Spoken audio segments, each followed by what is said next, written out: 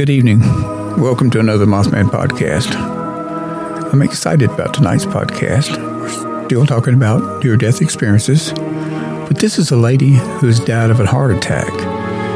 And during her NDE, she's shown the parallel dimensions. Well, if you follow my podcast, you know how I feel about parallel dimensions. I'm very interested in that. She also says that she's knows how the soul works.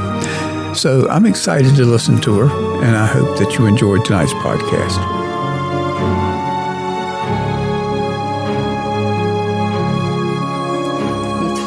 My first death was pretty dark.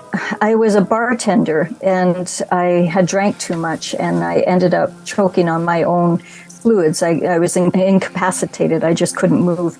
And so I died, and I slipped out of the top of my body, and I floated above my body, and I thought I would go to the light, but to my surprise, I didn't. I started to hear some really dark things, like demonic noises and sounds, and things started to come out of the floorboards, like these little black creatures, and soon I was facing toe-to-toe with what we would know as the devil. And I remember thinking at the time, like, I was an atheist. I didn't want to believe in any of this stuff because years before I had had an abortion and I was beating myself up so much. I was thinking, I don't want to believe in anything out there because then I'll have to be accountable, and I don't want to be accountable. I don't want to have, anyone judging me. And there I was standing face to face with this thing. And I remember thinking, okay, so if this is real, and if I'm looking at this in front of me and I can feel him trying to hypnosis, like he was trying to coax me into coming with him, I realized that if he's real, there has to be something opposite of it, and there has to be something good. So at that moment, I called in God and Jesus to be by my side, and it was like, God and Jesus, you have to be by my side now. And to my surprise, they did. God was to my right, and Jesus showed up to my left, and immediately that thing ran. Its eyes lit up, and it flew. It went out the window, and along with all the little minions that went with it. And so I had a conversation with Creator there at that moment, and I said, why did he come for my spirit, for my soul? And Creator said in the most loving and gentle voice that I had given up on faith. My soul was for the taking. I had beaten myself up so much that I had no faith left. And so he felt that I was vulnerable enough that he could take my spirit. And thank goodness I called out for help. So over the next year, I cleaned up my act. I stopped drinking, and I got out of the party scene. I left working at a nightclub, and I turned my life around. And then I met who would be my first husband, and instantly I knew that he was the one that I was going to be married to and have children with. And so I was engaged after just a couple of weeks of meeting him, and I was at home packing, moving out of my beloved hippy-dippy house. And as I was packing, I was putting pictures in a box, and I remember having sorrow and feeling a bit of stress. It was like, should I be doing this? Is this right? Because, gosh, do I really know him? And there was also a lot of guilt that, I'm Aboriginal, I'm Native, and I kind of came from the other side of the tracks, and his family was a good Catholic family. They just were a really beautiful family together, and my family was beautiful as well. But, I had had an abortion, and I had done things that I was really ashamed of, and I didn't think that his Catholic background family would be approving of me. So I started to feel a bit of stress about this. Am I doing the right thing? And that's when I started to get chest pains. And I had had chest pains for a very long time. My grandmother died at 32, heart attack. My mom quadruple bypass at 42. So we had a long history of heart problems in our family. So it didn't surprise me that at a very young age, I had heart issues as well. I came to understand that whenever I started to get the palpitations or the heart murmurs, I would start to cough. So I leaned over and started to cough, and I thought, this will stop it. So I laid down. I made a deal with myself that, okay, well, I'll rest, and if I still have the chest pains when I wake up from a nap, then I'll go to the hospital. Well, I laid down, and boom, this sharp pain hit me in my chest like a knife. It was so strong, and immediately I was back and up and out of my body, just like my first death, slid out of my head and was hovering above my body.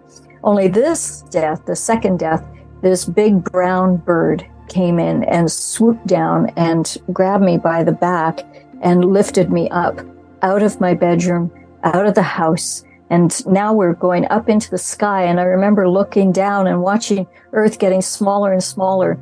And we started to go into the clouds. And as we went into these beautiful, radiant clouds, we entered into like a void. It was a vastness of a white room. First of all, you do feel the love. It's just like what everyone says in near-death experiences. The love is overwhelming. It is so profound. But also, there was no sound. And I could feel my ears vibrating and pulsating because the pressure was so great. And it took a little bit to adjust to that pressure. And the bird sat me down on a seat, but it looked like a cloud. And I remember looking down at this cloud-like chair and thinking, wow, like I can feel the love coming up through the chair and into me. And I was just absorbing all this love. There is no other way to describe it. So as this energy is coming up and through me, I'm looking down to see what it's made out of. And then I look up and someone was standing in front of me. Well, I jumped. I was so shocked that someone was there. And I recognized him instantly from my first death. And it's who I knew as God, who was to my right. I remember feeling like wanting to call him God, but then I also had an understanding that he went by many names.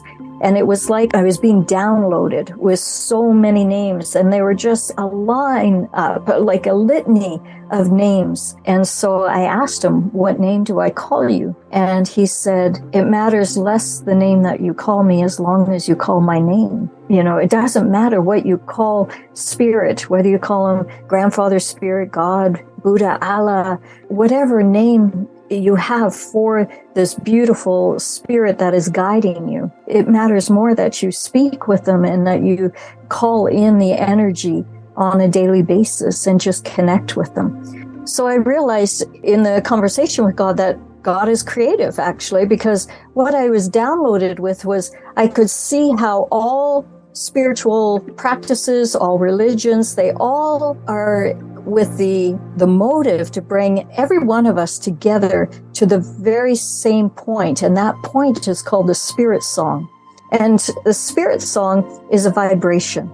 It is where sound and music is combined, and it creates a vibration that brings us all together in the spirit of love. From there, I saw something move out of the corner of my eye, and I realized Jesus was with us as well. And again, he was to my left, and we had some great conversations, he and I, about the power of thoughts. I think that the greatest challenge that humanity is facing right now is thought pollution.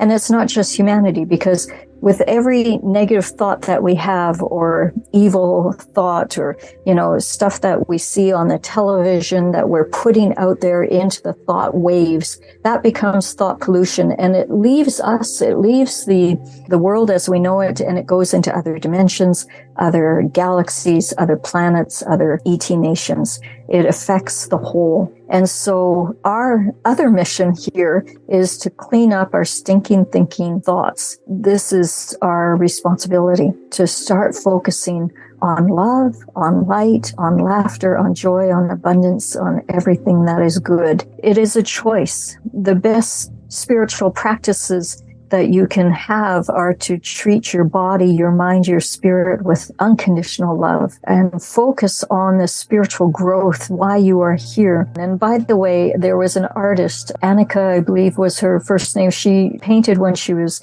8 or 12 years old, the Prince of Peace. It was a portrait of Jesus.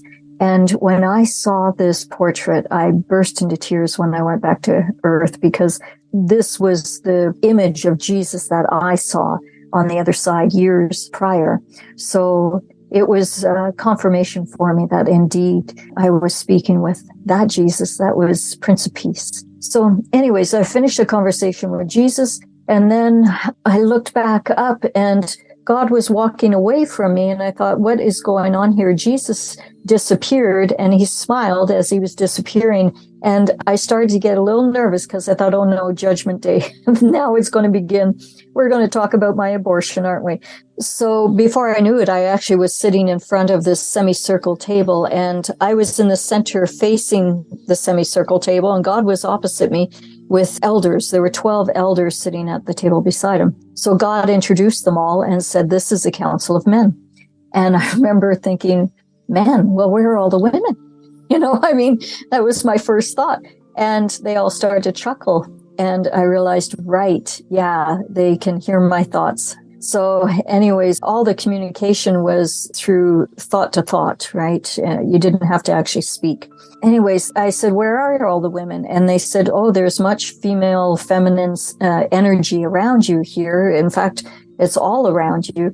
But what you are now seeing is the male energy. And because you've been wounded so much by male energy or imbalanced with your male energy, we have brought you here to find that balance and for you to realize how much you are loved. And we need you to love yourself as much as we love you. The main elder was to God's left. And so he was telling me, we're very glad that you didn't commit, because there were many times in my life that I had thought about. And they said, when a soul creates an abrupt break or fracture in the matrix, and then when you create this fracture, you end up being in an endless loop. And it takes a lot of time, a lot of energy to actually move yourself out of there, because there are two routes that a suicidal soul will take once they've committed suicide. The first is to go directly to the white void, which we know is heaven. And when they get to the white... Every year, we give our fine Lindt chocolate a very special shape. Surprise! Make Easter moments magical with the Gold Bunny from Lindt. I chose Wix for my business because of its massive scope for functionality and freedom of creation. Being able to integrate and change and develop at my own pace. I offer a range of products and services. To manage it all from one place is essential. It gave me time back in my day to get going on actual projects. It really just made everything feel more achievable. Void. They do what I did, was a life review. You get to speak with spirit, perhaps the council of men or your spirit guides or your loved ones that have passed. And you resolve a lot of issues, a lot of things that you thought were real, but ended up being not so real. And there's a greater understanding, especially through the life review. That is profound. So anyways, with the suicidal souls, you have the two ways. You can go straight to the white void, resolve all those issues, rest for a bit, and then you return back and you start all over again in a parallel dimension. Now, this was 1993 that I died the second time. We didn't know about quantum physics. We didn't know about parallel dimensions and parallel universes and all that sort of stuff, right? In 1993, I remember them saying, yeah, the soul comes back and starts all over again with same parents, with the same experience, same lessons, same choices. And you get to the point where you commit suicide, and you're either going to commit suicide again and become an endless loop, or you're going to make a conscious decision to say enough. So anyways, the other route that a suicidal soul can take is a very dark route. What I was shown was the second route was, instead of going to the white void, the soul goes into this abyss, and it's like a holding station, but it's very dark. It's a tough place to be in because, you can hear howls and you can hear tormented voices, and, tormented faces will come in and out. And these are people that, you might not even understand who they are or recognize them, but they're souls that you either feel guilt about, or there's abandonment issues or whatever it may be. So the souls will often just be trapped, feeling that they are trapped in this gray void, but they aren't trapped. All they have to do is, like I did in my first near-death experience, saying, God and Jesus, be by my side. I want to go to the light. I want to see the light. I want to be out of this place and lift myself up. That's all you have to do, is to have faith. So when I saw that, I thought, I will never consider again in my life. I'm not coming back and doing this all over again. I'm going to get it right the first time. So if you are thinking of suicide, or if you know someone that's thinking of suicide, let them know about that, because you will save them in so many ways. You have no idea. So we had a great conversation about that. I had the abortion, and I thought that I wasn't going to have any more children, because after the abortion, I had so much scar tissue in me that I was told by physicians that there was no hope. I would have no children. And that was devastating to me. And so I thought, okay, I can come to, maybe it's God's way of punishing me because I had the abortion and I killed a child, and so therefore I'm not worthy to have any children. That's how I rationalized it. But in the end, in speaking with these elders, they were saying, we wanted to bring you here because we want you to understand, first of all, you have a mission, you have a lot to do, you got to go back, you got a lot to do. But secondly, we want you to understand the level of love that we have for you. And we need you to love yourself as much, because that first death was all because you weren't loving yourself. You need to find that love. Love thyself, love thyself, love thyself, they kept saying to me. And so they said, you have to go back because you've got too much to do. And so we went back and forth a couple times, and they kept insisting, you got too much to do. And I was like, my God, what am I going to do? What am I going to do that's so profound? Because look, I was a drunk. I was a bartender that was an alcoholic. I was illiterate. I was in the dummy class in grade 8. I failed grade 12. I was a friggin' mess. And what am I going to do that's so profound? And that's when they huddled together and they made a decision to show me something that they don't normally show. And that is what I would be missing out if I didn't go back. All of a sudden, this sphere popped in front of us, and I understood it to be a 9D hologram. Didn't know what a 9D hologram was, but that's what they said it was. And it was a sphere that had a cube inside with 4 pyramids that came to a point. And so it's called a cubic pyramid within a sphere, right? And where all the pyramids came to a point, it lit up like a light. It was so bright. And when I looked into it, I could see movement. And immediately I was brought into this hologram, which was bringing you through like a wormhole, and it split. And simultaneously, I had 2 experiences. In one hand, I was experiencing a beautiful child that had brown hair and blue eyes. And she was so beautiful. She was so vibrant. Oh my gosh. I saw the birth of her. I saw taking care of her and playing in the yard. And it was a beautiful moment. And, here I was thinking that I'd never have children. And there was this moment that it felt so real, that I was with this beautiful little brown-haired, blue-eyed girl. And then simultaneously, I was also having another experience that I could comprehend both of them. I was like split and experiencing both of them at the same time. And this one was with the little blonde-haired, blue-eyed girl. And I saw again her birth and every aspect of, enjoying her youth and growing up and nurturing her. And she was the cook. She was the one that loved cooking. And so at that moment, I realized I'm going to have children, right? Oh my God, I'm going to have children. So it was overwhelming to me because I had resigned myself to the fact that I wasn't going to have any kids. So I came out of that hologram. I hit the chair so fast, I bounced off, and I was like, oh my God, I'm going to have children. Am I going to have children? And they were, yes, we want you to see what you would be missing if you didn't go back. And I go, okay, I'm sold. I'm going back. I'm going back. When can I go back? Can I go back right now? I was so damn excited. I could hardly wait to go back because they knew that above everything, I wanted to be a mom. So just as I'm ready to go back, a creator came to me and now we're standing up. And he said, before you go, is there anything that you would like to ask of us that you would be able to bring back this information and help share it with others? I remember thinking, oh boy, that's kind of a profound question. I drew a blank. And all of a sudden I saw this little speck of light and it came zipping around me. And then it went into the tender part just behind my ear and it lit up that pineal gland inside the center of your brain.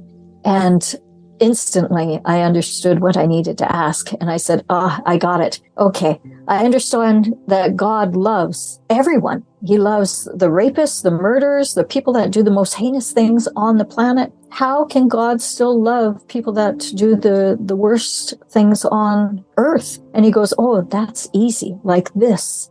And he did a swoop of his hand, and immediately I was transported into yet another room. And it was me sitting in a chair, but it was a younger version looking of me, and with a counselor. And so the counselor is sitting there and goes, okay, so what we'll do is we'll go over everything that you've chosen to learn on the other side. The counselor then got up, and out of the vision froze. And she came over and she greeted me and said, hello, this is your memory self that is sitting there, and you are your observer self. Memory self, meet your observer self. Observer self, meet your memory self. And so she then sat down. She said, right then, okay, so let's review. What is it that you're going to learn when you go to Earth? And they started to go through some of the things, like your name is going to be Carrie Louise, and you're going to be born sickly. You're going to have kidney stones for the first 14 years of your life, and you'll be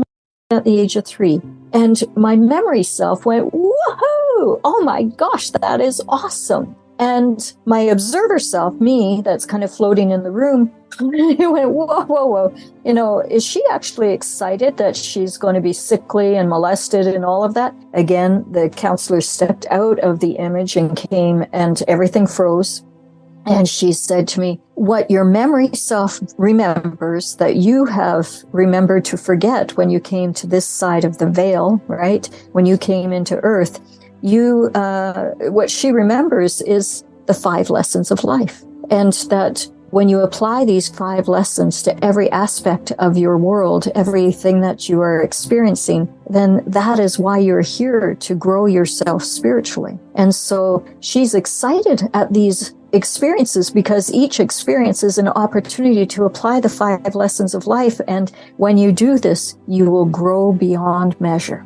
So counselor goes and sits down again. Now they start going through different aspects. A hologram pops up, and it's an image of my mother and father, and I get to choose my parents. They get to choose me. So we come to an agreement that, would you like to be Carrie's parents on Earth? I remember thinking, yeah, but does the memory self remember my dad's drinking years? Because that was a little difficult, you know, that was pretty tough, because there'd be highs and lows. And so again, the counselor came out and said, your memory self understands why your father has the rage that he did. And she has compassion for that. She forgives, she trusts and has faith that he's going to be the perfect dad. And she unconditionally loves him already. So you both get to practice that when you go to the other side. So we had my parents chosen. And so she goes and sits down. The counselor goes and sits down again. And all of a sudden, the room fills up with 12 beautiful, radiant beings that come in. And they stand behind the counselor. So the counselor introduced me to my soul pack. And she says, this is your soul pack. Everyone has a soul pack.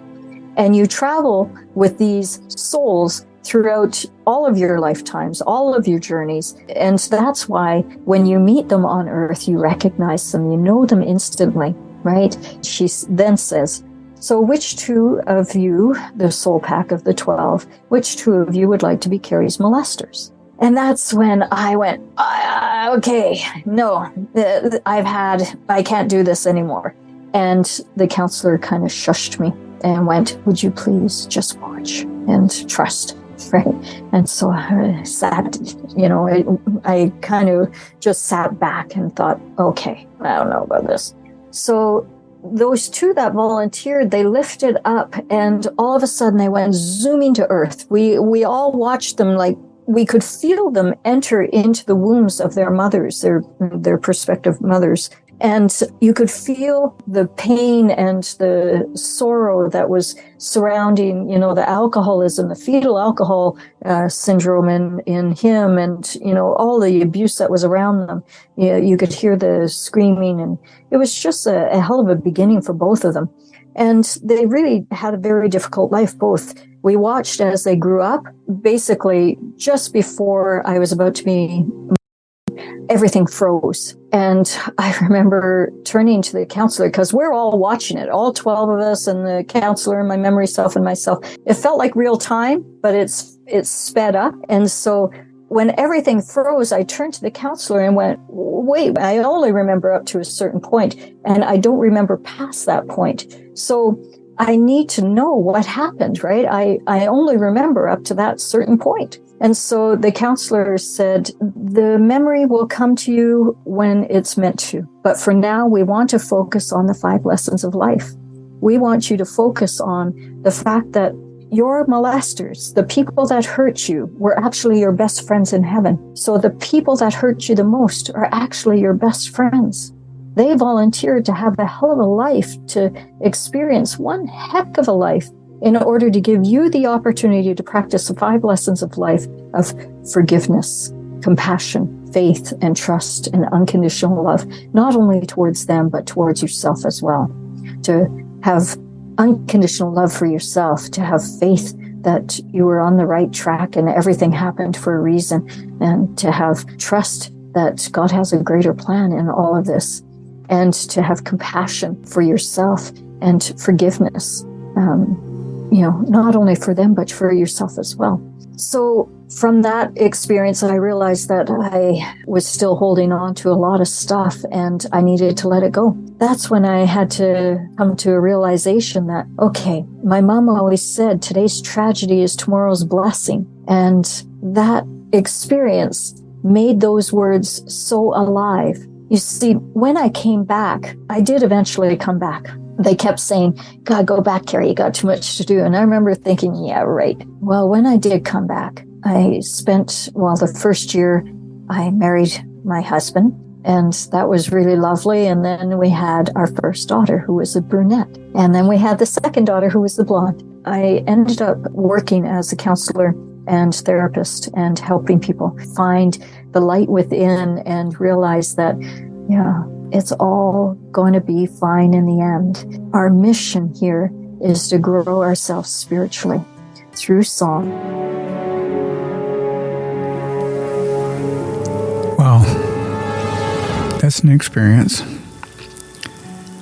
So our worst enemy is our best friend. That's something to think about. I hope you enjoyed tonight's episode. Until next time, this is the Mothman saying good night.